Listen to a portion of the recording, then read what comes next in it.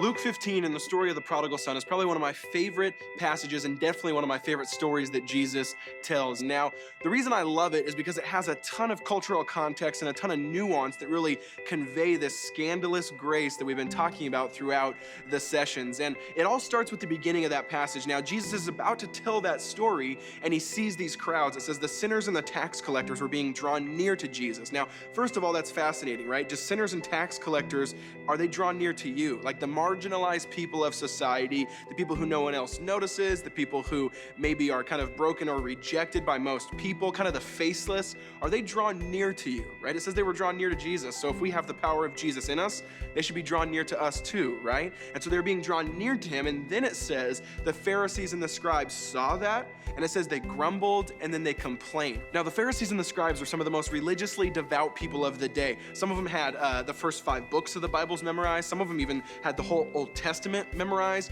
It even says, Jesus even kind of talks to them about tithing their spices. Now, I don't know about you, but when I have dinner, I don't take 10% of my salt and give it to Jesus, right? So they definitely beat me in that regard.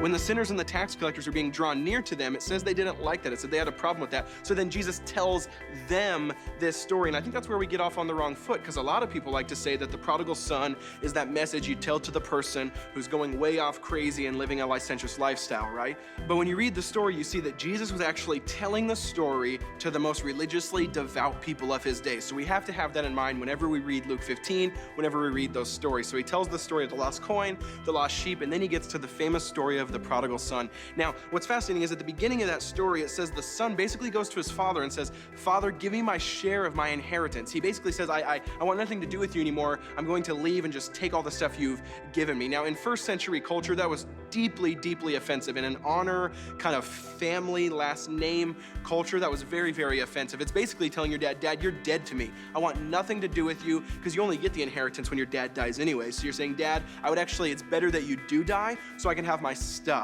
Right now in first century, that was deeply, deeply offensive. He says, "I want my stuff, get out of my life." Now, I don't know about you, but that sounds pretty familiar, right? Paul basically says the same thing of all of us. God, I don't really want you. I don't really want your guidance or your advice. I know how sexuality works better. I know how money works better. I know how food works better, whatever it is. And we say, "Get out of my life. I can take care of this on my own." And so the son does that. He takes the inheritance. He goes into a far country, and it looks like it's all right for a little while, but then all of a sudden the money burns out, and then he starts to feel down and out, and it says he tries to make it work so much that he feeds with the pigs. Now, again, culturally speaking, pigs were unclean to the Jews, so not only is that kind of a down and out situation, but that's even more so that he was kind of at the lowest he could possibly be from that cultural standpoint. And I think a lot of times we've been in that situation. For me, I've had multiple situations like that where I kind of think, "God, I don't need you. I'm okay. I got this on my own." And then I go out and I dig these wells hoping that I'll find water when all it is sand. And when I see that it's sand, I say, well, maybe I can try it anyways. And sand never tastes good. If you've tried, I've tried it multiple times when I was a kid. Don't ask me about it, but it just happens, right? So it doesn't work. It doesn't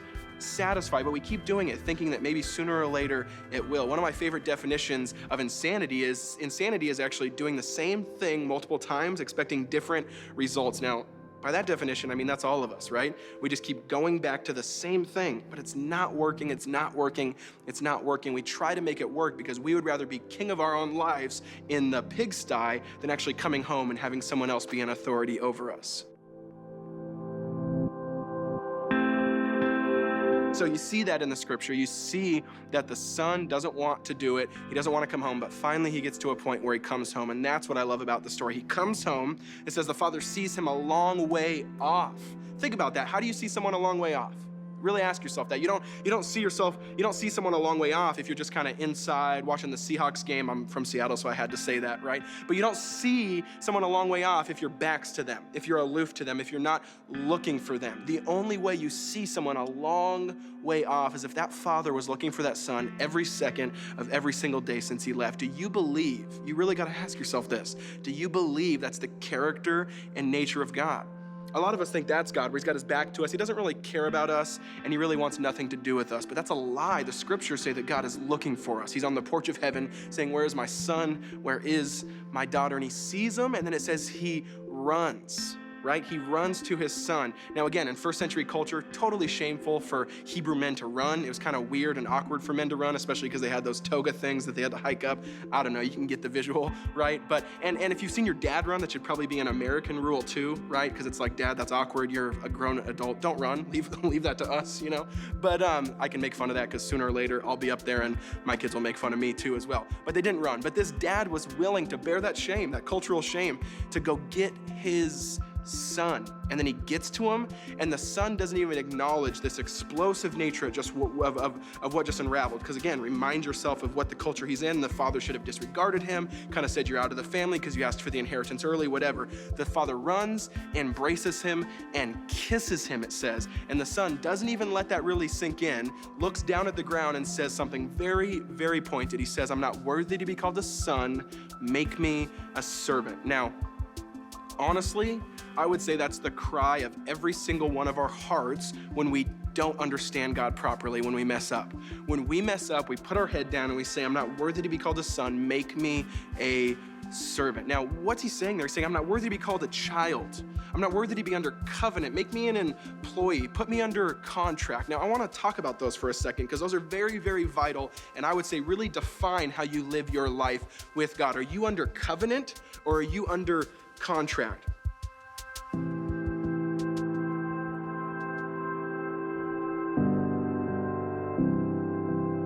The son was saying, I'm not worthy to be called a son, right? I'm not worthy to be under covenant. Put me under contract. Make me an employee. Now, what's the difference between those two? Now, a covenant is about the promise, not the behavior. Meaning the promise is the thing that sustains it, that fuses it, that makes it grow. And the promise is stronger than any behavior than the two people in it. But over here, contract is actually about the behavior, not the promise. Meaning when the behavior gets broken, contract gets ripped up, it gets thrown away, the relationship is breached, and it's no more, right? Like that's a work relationship. If you work bad enough, your boss is probably gonna say you're fired, right? You're done, see you later. Give me your name tag, give me your uniform, you're gone. But have you ever seen that with a parent relationship, right? Have you ever seen little Johnny spill Fruity Loops and the parents say, oh, you stupid idiot, you're out of the family, I never wanna see you again, give me my last name back, right? You probably have never heard that because that doesn't happen in covenant relationship. So why do we always put ourselves in this one with God? Why do we always think that we're one sin away from God throwing in the towel, wanting nothing to do with us, and he's just gonna fire us if we mess up? Do you believe that God is a father, that God brings covenantal love, this promise that sustains you? And when you understand that, you're free. You're free to understand that you can take off the mask, you can be honest, and you can finally come into true joy. Right? The father totally disregards when the son says that, by the way, and just says, no, be quiet. It's time to party. You're home. That's all that really mattered. Do you believe that's God when you fail? See, because when in the Christian life, a lot of us think that, well, you know, I get the gospel, but then I really struggle to believe it when I mess up, right? I just think, well, I messed up too hard. God doesn't want me. That's actually when you really need the gospel. Do you believe that in your failures, God actually, when you come home, throws a party? That's about as scandalous as it actually gets, that God celebrates when you come home, because that's all that matters.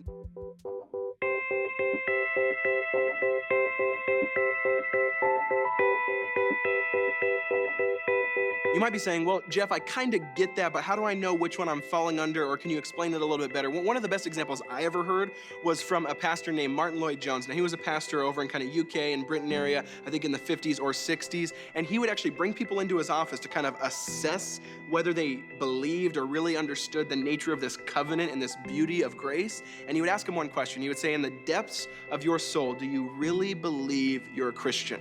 In the depths of your soul, do you really believe you're a child of God? He would say, don't answer it so quick. Just think about it. Do you really believe you're a child of the living King? And a lot of people, they would think on that and say, and let's be honest, if we were to actually answer that question too, we would say something like, well, especially if it's a hard time, we would say, well, it's really difficult right now. I mean, I guess I'm trying to be a Christian, right? Now, that sounds normal to us because that's usually how most people would answer that question. We think it sounds humble if we say, well, I'm trying to be a Christian, right? But that sounds actually really weird, right? Now, my dad's name is Gary Bethke. Now, if you come up to me and you say, hey, Jeff, is Gary Bethke your dad? And I say, well, it's really difficult right now. I mean, I guess I'm trying. You'd be like, bro, that makes no sense. Like, that has shown that you completely, fundamentally misunderstood the character and nature of that relationship. And so that's my question to you. If someone asks you that question, how do you answer it? Because if you understand you're in covenant, you would never answer that question with, well, I'm trying. You would answer that question with, well, I am. Right? It's about identity, not activity, to be a Christian. And then that activity flows from that, right? Because that's really what it comes down to, is joy is at stake, and joy comes from understanding that it's covenant first, and the behavior comes from that.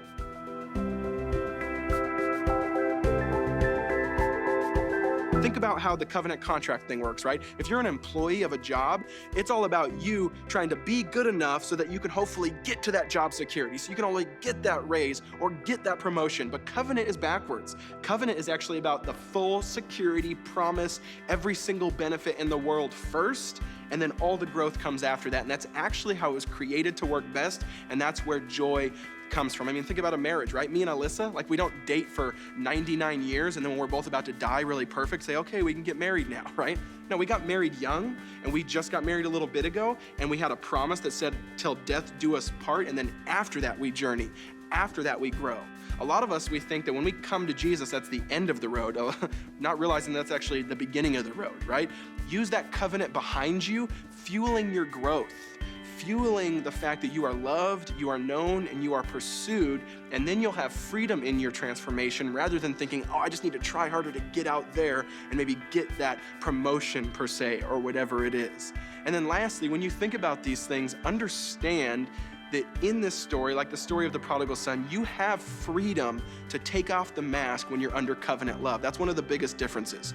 When you're under contract, you can never be honest. If you're struggling with porn, if you're doing something on the side that you shouldn't be doing, or if something's been done to you that's been really painful and sharp and hurtful and no one knows, most likely it's because you believe that everyone, including God, is operating on contract. Because if you mess up, or if you're honest with them and you actually share that hurt and that shame and that guilt, you're afraid they're gonna fire you. But if you know that God operates on covenant, you can take off that mask, you can stop hiding, and that's where true joy finally comes from. And when you look at Genesis and you see the beginning of creation, you see the fall, you see all these first things that happen, that was the first response to sin, was hiding.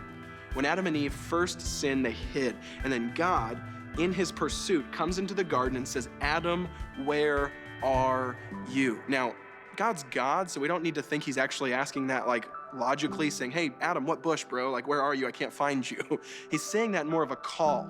He's saying, Adam, where are you? Come home. And you see the same character, you see the same nature in the story of the prodigal son. The father is saying, where are you? Come home. You can take off the mask. And the only way you can do that is if you first understand you're a child, not an employee.